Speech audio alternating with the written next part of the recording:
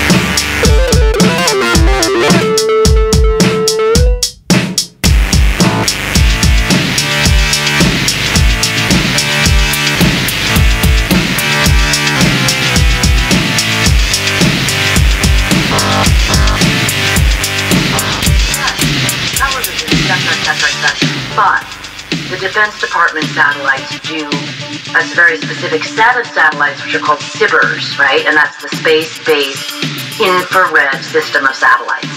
And what the SBIRS satellites do is they are parked, essentially, in geosync, 22,000 miles up, 1/10 of the way to the moon. Parked there, this massive school bus-sized satellite with sensors, literally the size of like a car. And they are looking down at the hotspots. They are looking down at the launch pads of the nuclear-armed nations. Greetings, in the name of the Most High. Yeah, I'm seen a lot of things, new things for me, new revelations about, the situation we find ourselves in. And I guess what I become really super aware of is that it really does no good to, I mean, it's a good thing to encourage people to, it does no good, as I found out recently. I got as angry as could be at people that say that tell you that you should die if you vote for someone they don't like, or if you have a different idea than they have, and all this sort of totalitarianism that's just trying to become a reality. But and that would be the powers that be that want that because they want to control people. But aside from that, I asked the question, okay, like a lot of people recently, and the question is, well, how do we get this way? Not just divided, but how did we end up hating each other so much? We're all guilty of it to a certain extent. I see the in voting, for example, it's never really been to the point where one side would just soon kill you if you don't go their way or do extreme stupid things. But rather than judging it, I'm trying to look deeper into it. And what I see is a thing called the implacability of, and forgive me for the $5 words, but the implacability of human nature. Okay. And, really that's what, and if you like, we can just put it at good versus evil, light versus dark, whatever. Opposites collide, and they always have. The difference is we have always institutionalized the opposites. We've made civilization so that the opposites could, while not agree, but would not then go to war with one another. It wouldn't kill each other completely in every circumstance, or globally, or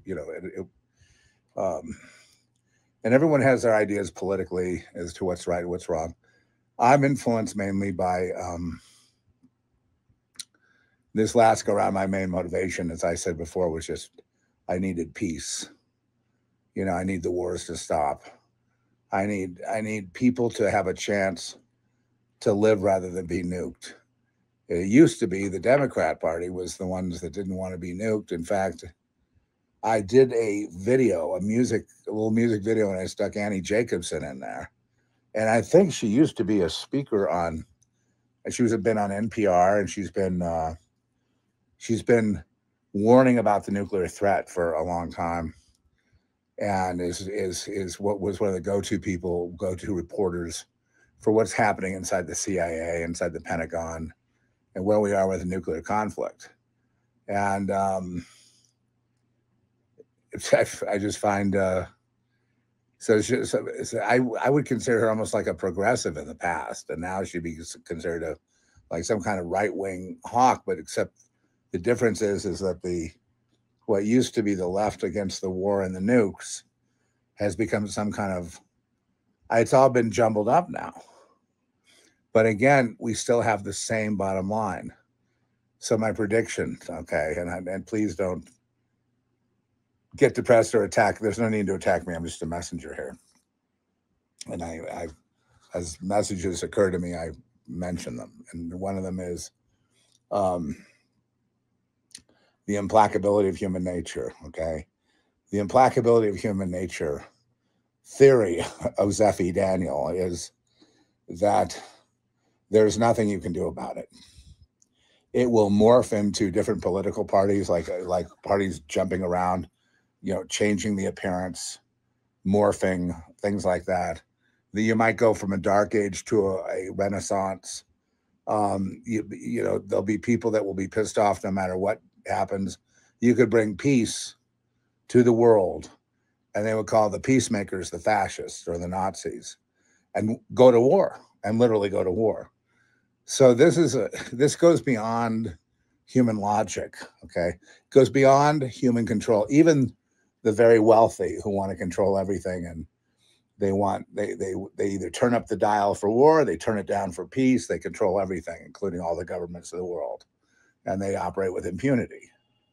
And that's the structure of our world. In fact, there's a lot of low-lying fruit, easy to pick fruit of people that are actually above the law, that can actually operate above the law, violate all their constitutional rights, and just basically do whatever they want to you, throw you in jail, take your home, take your, do whatever they feel like doing. And this will never be, okay. And within that topic comes a topic we covered before called gang stalking, which is 30% spiritual, in the sense of a negative spiritual paranoia, but also involving, real demonic aspects that people do not acknowledge exist, along with about 70% of slaves, because the only people that do gang stalking are slaves. And usually the gang stalking takes place regarding free people or people who speak freely, or anyone that would be a non-slave would be a potential target. They become slaves mainly because they want to be taken care of. They want to know they're going to have a home and retirement. And, it's the way the mainstream of all people have behaved for thousands of years. There's a way to conform to the powers that be on the planet, which is not good, and make it look civilized, make it seem okay, make anyone who disagrees be a pariah, and then excommunicate them from the, excuse me, could you shut that, please? Okay, thank you. I'm in here with all this, I have all my music gear, all my analog mastering racks here, and then I have, this is where I, kind of my happy place where I've spent editing, music, doing mastering, composing, and then editing film, and doing sound on film, a lot of our films. But anyway, people have complained about, and I've also noticed along with what I'm saying is, as we come to the revelation that there's nothing you can do about it, okay? And I'm going to stay on point here. There's nothing you can do about it, okay? It is what it is. And, but if you accept it as what I've said, it is what it is, then you automatically become a cynic and negative, and then that's negative energy. So there you are, conjuring negative energy. So you have to know the way it is without accepting it and without trying to change it, because you can't change it. It's a waste of energy.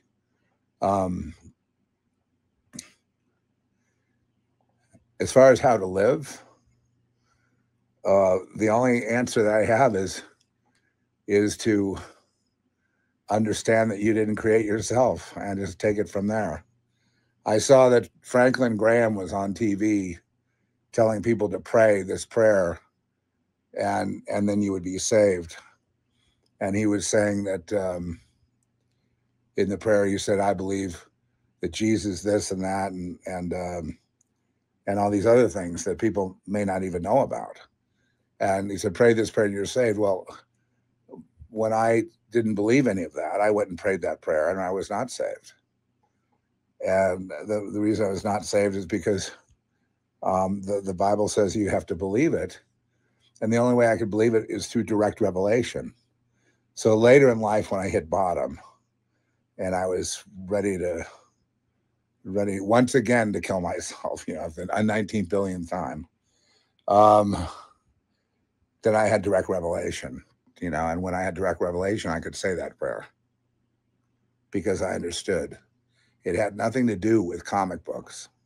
It has nothing to do with, with the newspaper. It has nothing to do with news feeds and streaming. It has nothing to do with podcasts. It has nothing to do with the information war. It has nothing to do with information, period. It has nothing to do with linear thought. And yet, the more they convince us in our schools, in our places of work, in our lives, just in general, getting together for no reason, just socializing. We are convinced that nothing exists and that there is no revelation and there is nothing beyond what you can see, feel, touch, and hear, etc. And, you know, the people that want to believe that and want to conform to the world and are made to do, you know, bad things, if you will, in order to be conformed, which will be forgotten. And when they see that now they have a more of a safety net and all that, and it's all bullshit. That whole thing is bullshit. But the veil on that is coming off, i.e. the apocalypse. And that's the end of the world, because there's nothing left in the world once that's revealed. There is nothing left in the world. There is nothing left to do for the artist. I mean, you can sing because the trees are singing with the wind in them.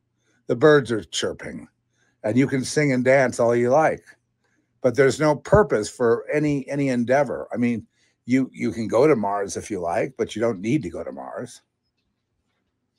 You no longer need to climb the Himalayas.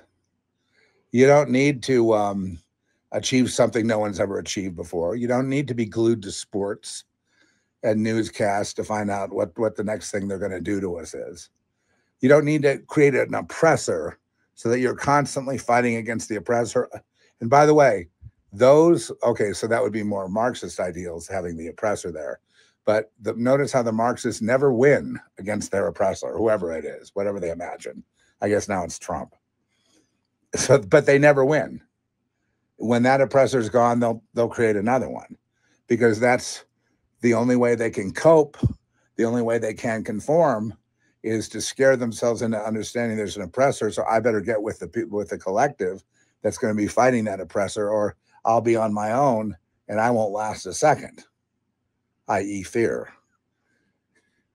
So I've seen deeper into it now with all the conflicts, and even with myself, you know, I'm kind of, you know, a little bit of a linguist, a little bit of a humor guy. I have kind of can have a nasty tongue once in a while, you know, with humor and stuff. And I've been watching this sort of dialect. It's a dialect. It's not even the dialectic going back and forth between conservatives and liberals, or, you know, globalists and nationalists, or whatever the debate is.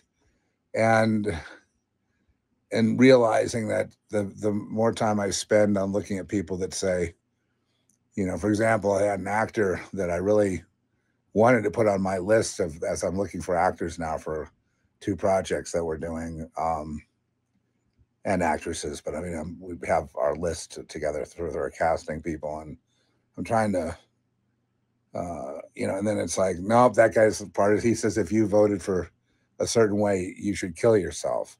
Well, I can't have that on my set. I have to have, it's got to be, there has to be some, you know, we've already been through that, you know, Satanists versus, you know, God people, you know what I mean? It's like, you know, I guess cats and dogs want to fight. So I have to think of that. Well, this would be the best person for that part, but I can't deal with that because that person wants to kill me anyway. So why would I, why gin that up? Everyone wants to kill each other on any film set on any given day. Anyway, it's a bad environment. It's toxic. And so, you know, and this dilemma is like, why even have this? I remember the days where, you know, in the 60s or whatever. Now, I in my early time, I guess you could have called me a radical, because I was one of these people who wanted to burn it down. And but I realized as I read more books and I became more, and not spiritual, because I've always been spiritual, but it's been, as I've seen the way the world, it became more and more inexplicable.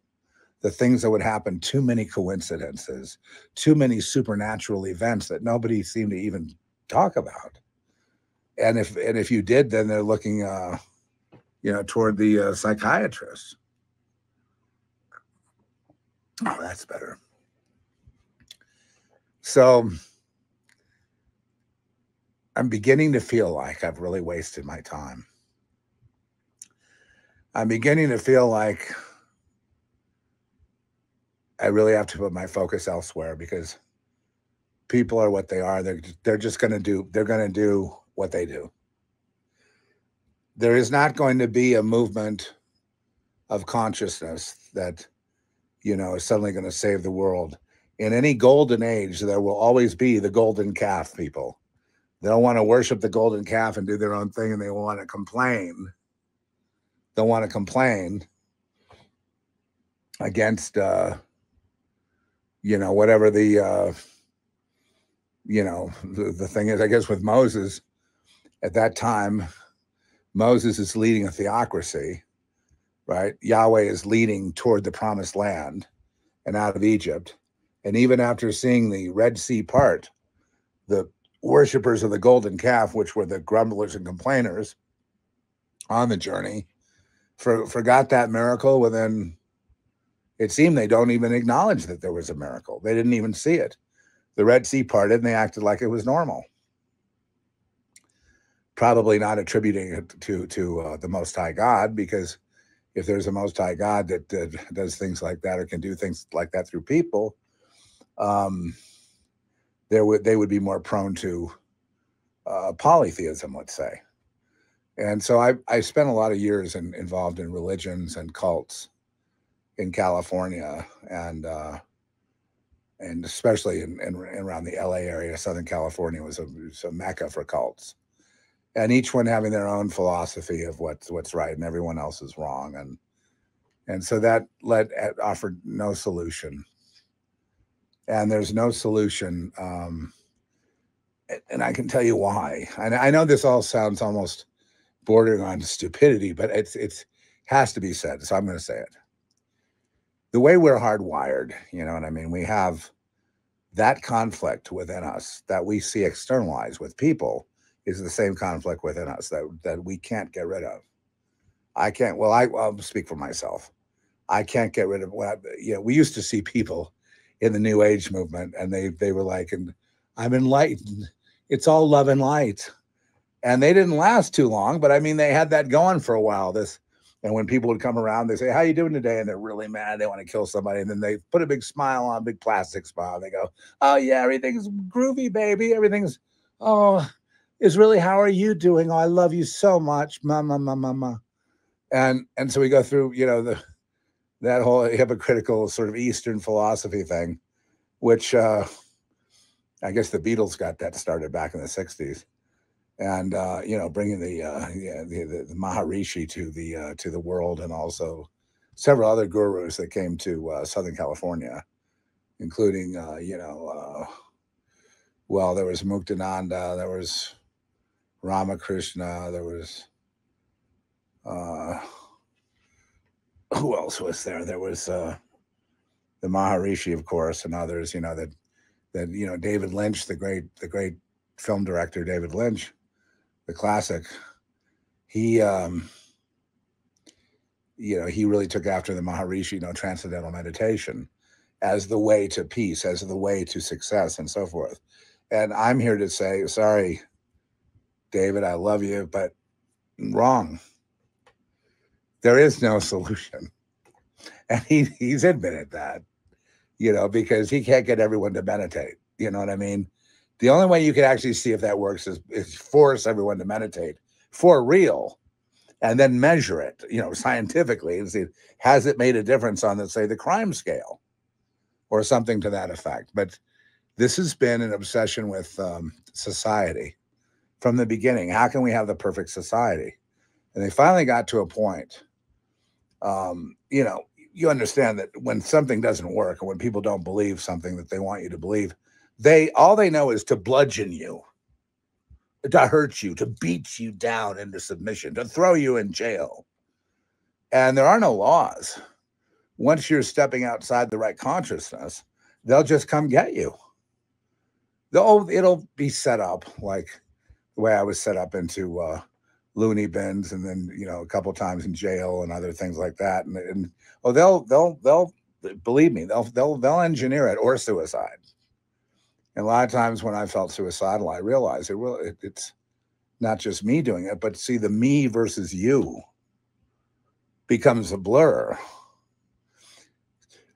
So I know I'm trying to breathe it. As I get this breath, I start, because I had this lung operation, so I'm having to live with the consequences of that. And so sometimes when I breathe or yawn in, I get a fluttering, kind of a fluttering effect when it gets through the full breath. I don't quite get, and I'm trying to get beyond that, because it's, well, you don't need to know.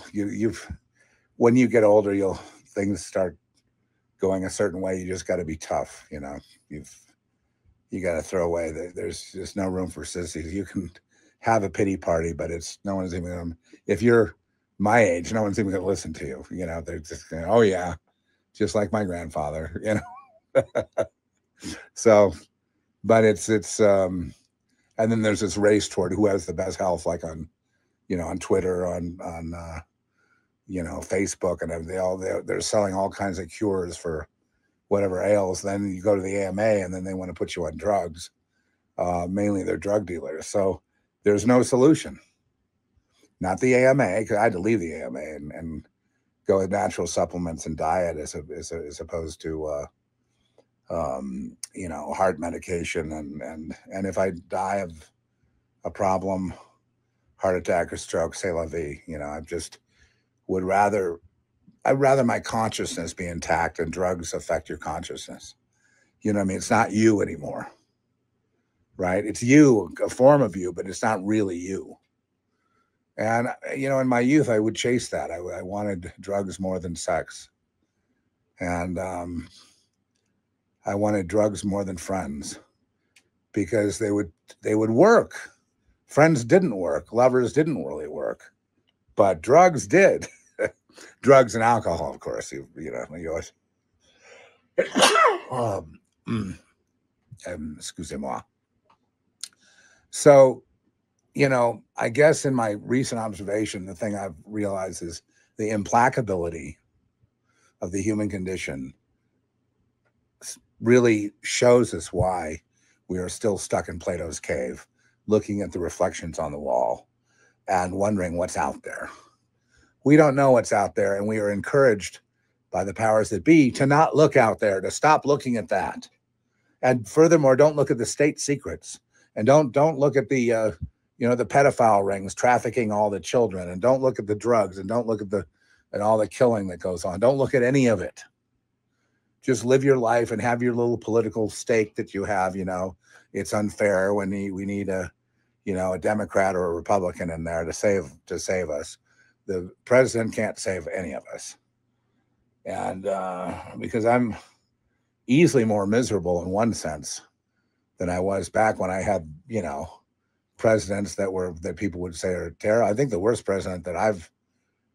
people I've seen in office are the people that we get all the time, like the Bush family and, Clinton and, the Waco thing and the shock and awe attacks and killing 500,000 Iraqi children. I think it just gets to a point where, don't look at that. Just focus on your own life and be so busy that you don't have time to look at that. And then the other thing to look at is the universe, the little tiny ball in space with little tiny grains of sand, us. And what does it mean to be conscious? Why are we conscious? And being conscious, where does that take us? Well, it takes you a long way, unless you're blocked.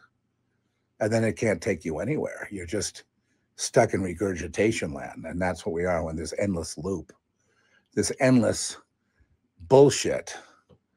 And when you break out of that, then they have police for that.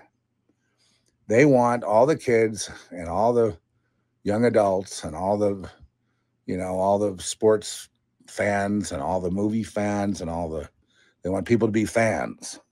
They want all they want us to idolize celebrity, as gods and goddesses, telling us what to do. And I just wrote a whole song about that, because I did get pissed off when people are telling me, how to vote, how to live, whatever they do. They sit there and they get on their high horse and start lecturing people. It's like, take your millions and your Bel Air home and your bought and paid for friends and go have a nice life, but just shut the fuck up and stay out of telling people how to live when you've never even cracked a book. You know, there's no point. No point. No point in listening. And then, you know, you saw this last election where one side of it brought out every big celebrity that she could think of, and it didn't make any difference because people, and I guess I'm ahead on this one, but people have had it. You know, their people are worthwhile. People are important. You know, like I used to say, the guy that's working a couple of jobs to put food on the table for the kids and his family is the hero. And, you know, someone that's coddled on, you know, private jets and in 5-star hotels and a staff of people that just kiss their ass.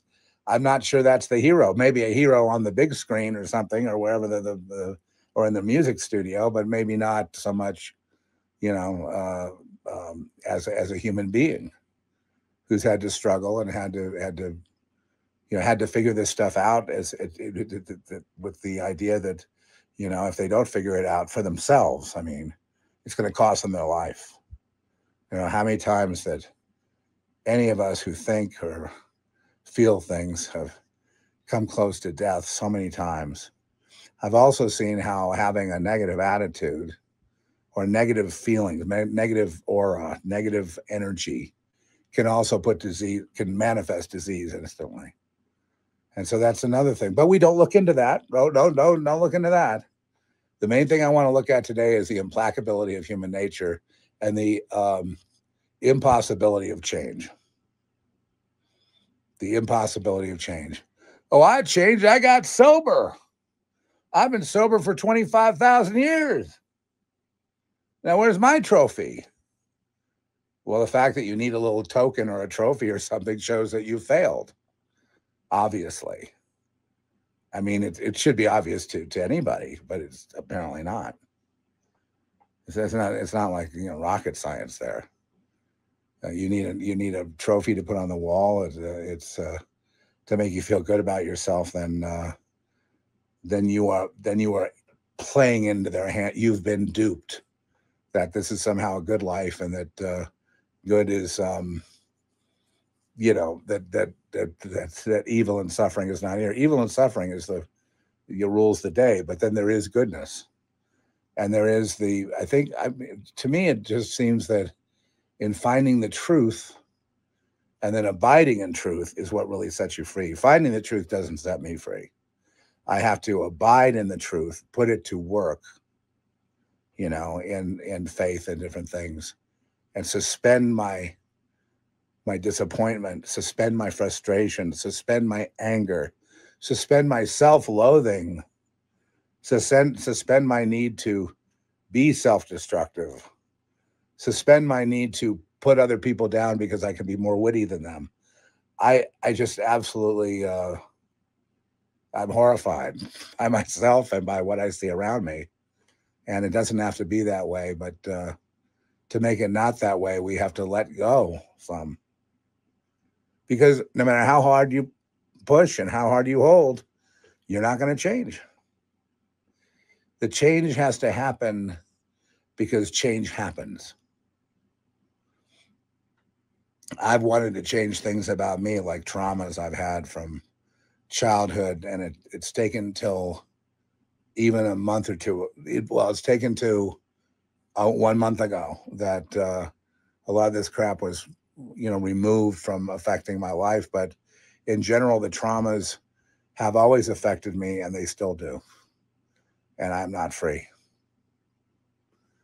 And I'm not free the same way I don't know anyone who is. Any human being, you know, who's dealing with PTSD. I think that, you know, when people say I've been delivered from PTSD, I kept looking for that from Jesus, from the Lord. Well, please take my PTSD, please, because it's making me relive these, you know, and maybe even hallucinate paranoia things. You know, I don't need to have that, you know, skew my life. And I have learned to cope, I suppose. I am at peace right now, this moment, because I've come through another layer of PTSD recently, which had to do with watching a documentary I was in with other people watching along with me. And I was very nervous about that, but it helped me to understand that I don't need to kill myself, finally. I don't need to kill myself and apologize endlessly to my parents or my society that because my head works differently than theirs, that it's all my fault and that I'm sick and I need, doctors to help me and they're right and I'm wrong by my discovering their secrets and saying, hey, fuck you, you want to do that to children. You want to hurt people. You want to monopolize in your little clubs and secret societies. You want to monopolize all the money and all the power. And, if we don't join you, then we don't get to have a piece of the pie and all that. And we can go, that's, it's like, so I would, in other words, so you want me to sell my soul in another, being well to be released from the hospital would be to admit that there's no such thing as, see no evil, hear no evil, speak no evil. And then I'm, a full-fledged, I'm capable then of being inducted into society or reintroduced to society after being fixed. And I'm telling you, there is no fix. The fix is, okay, there's relief, but relief is in admitting that there is no fix. And in that, it's not a giving up. It's almost like a collapsing of all your defenses and all your, and that openness that you become with yourself. There is in that a solution. Just like when, example, when we cry, there's some kind of comfort in that, even though we're crying and it's painful. There's like some kind of feeling like we're being nurtured in a way by the tears. It's like somebody is there, like a mommy is there, somebody holding us, even if no one's holding us. It's very, very strange, but we all muddle along. So when you finally get to the place I'm at today, you do forgive because you realize the implacability of human nature. And in realizing the implacability of human nature, you understand it doesn't change. And then you understand, and if you really want to go further and you really want to be a pioneer, then you take off all the masks and you say, I haven't changed, no matter how hard I've worked at it. I'm still the same. I still hurt the same as I did when I was 5 years old. I've just learned to hide it and kind of cope with it. But I don't know what like I'm insecure about what people think or what people, the other people, I don't trust them because they put the knife in. As soon as you turn your back, and again, it's the implacability of human nature. So if you want to forgive someone, you'd have to admit that that's in us, this condition. Otherwise, they would be like robots. Everyone would be a robot compared to you and programmed, to kill, to hurt, to maim, to live, to die on cue, to go to work, to do this, to do that, to have their little ceremonies and little rites of passage and fuck them,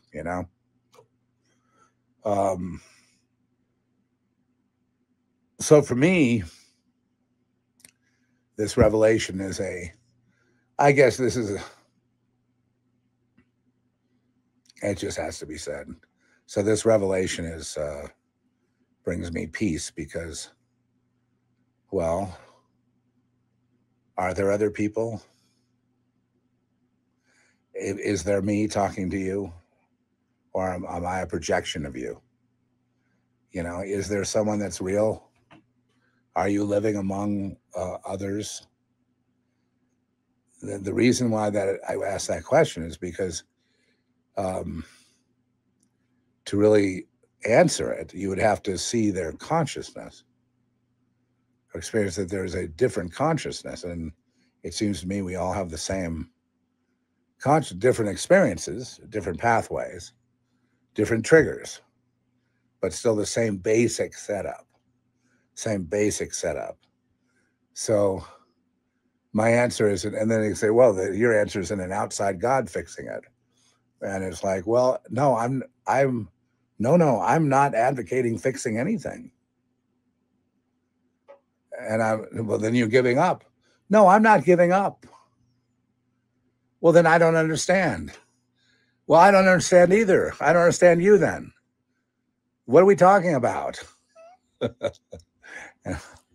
I'll see you next time. God bless. They want us to eat a crumble cake. A crumble cake. I like crumble cake, but not so much now. It gets everywhere. Wake up, wake up. In the night, you can't sleep, can't get it right. All those thoughts, they bruise down in the darkness when you were used as fodder, like your sons and daughters. 5G on the line, we're streaming now, wild in time.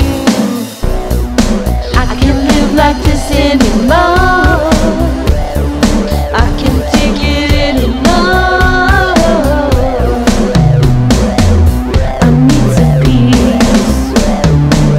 I need release. And I can't take this anymore. The girl is lying on the floor, begging for mercy, begging for mercy.